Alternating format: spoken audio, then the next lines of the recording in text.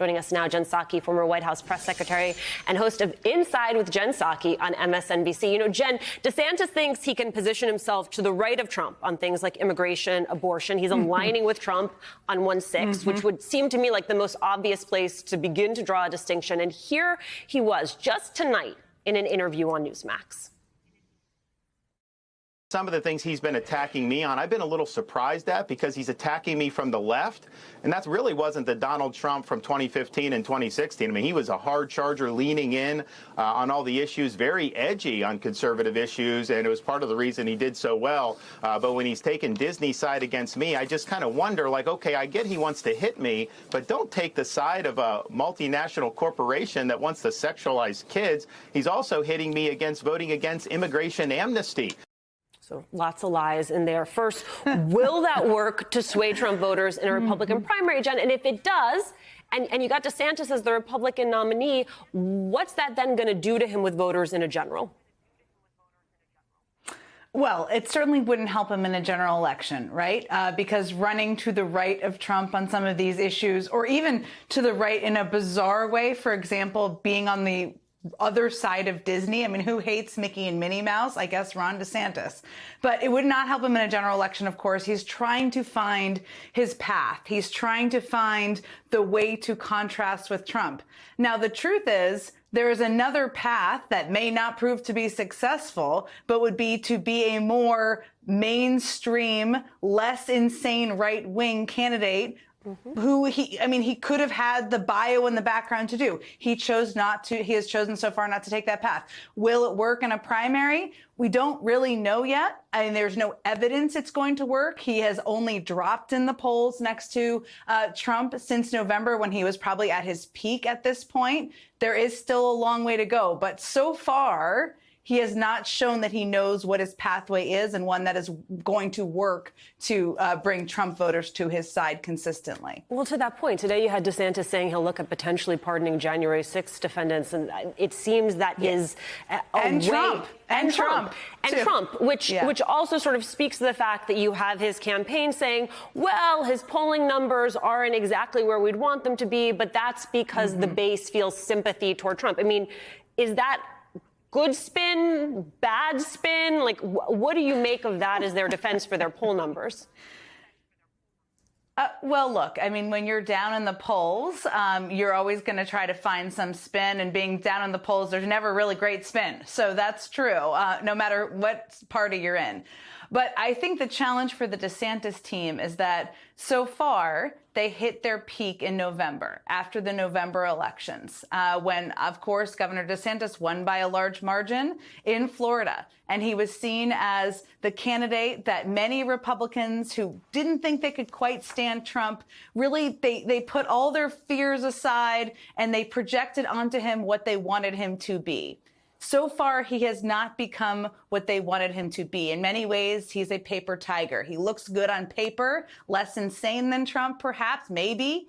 But so far, he hasn't delivered on that. So the challenge for them is this a guy who can stir a room in Iowa, who can get people going in New Hampshire and South Carolina? It's not just about his bizarre and horrendous announcement last night. That was sad. It was a big night on Twitter, of course, laughing about it. It's about what happens now. He raised a lot of money. Can he light the fire under activists in the Republican Party? And we have seen no evidence to date that they have the political skill set to know how to do that. But there is a long way to go. It strikes me, Jen, that the Biden's reelect message right out the gate was about freedom. More freedom, not less. One party giving rights, another party taking them away. Freedom was supposed to be Ron DeSantis's core argument. He keeps bragging about Florida as a bastion of freedom, you know, unless you are a pregnant woman, a teacher. Has he already ceded the freedom frame, which he wanted to be his, to Biden? Well, I think in part the Biden team, my old colleagues over there and the campaign, are trying to seize the freedom frame from Republicans. It has long been the Republican frame, right? Remember freedom fries, right? Freedom from the restrictions of government. That has long been a Republican frame. So, but why I think this could work and why it may be working already is that nobody likes their rights being taken away.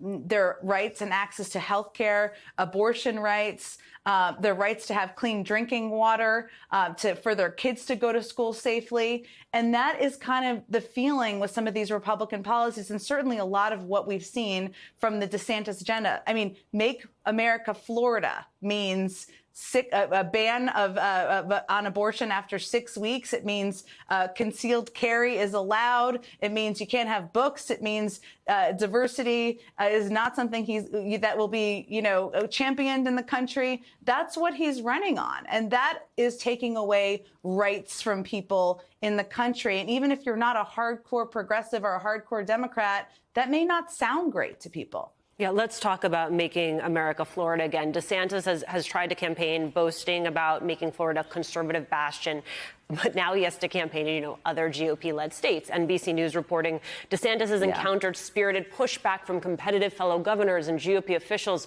who believe that their states have done just as much, if not more, to advance a conservative agenda. I mean, the example that sticks out to me is Kristi Noem kind of bullying him on this idea that the initial 12-week abortion ban in Florida did not go far enough. Then, of course, you saw them rolling out their 9-week abortion ban. Mm-hmm.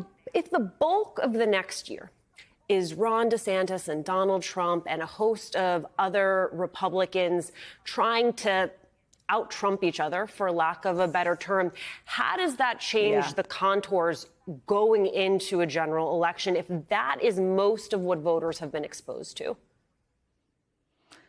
Well, that's only a benefit to my old colleagues in the White House who are trying to get current President Joe Biden reelected, because a lot of these positions are extreme in the country, not just in a Democratic electorate, but among independents and even many Republicans.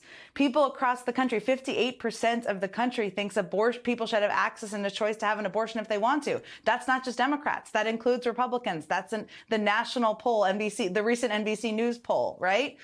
The vast majority of people in this country, overwhelming majority, think there should be universal background checks and more should be done to address gun violence. People think you should have access to health care.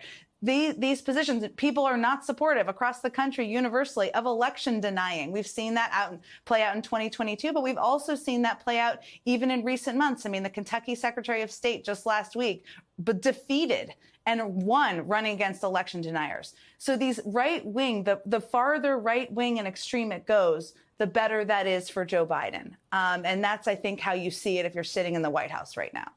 Jen Psaki, former White House press secretary and host of Inside with Jen Psaki on MSNBC. Jen, thanks so much for joining us.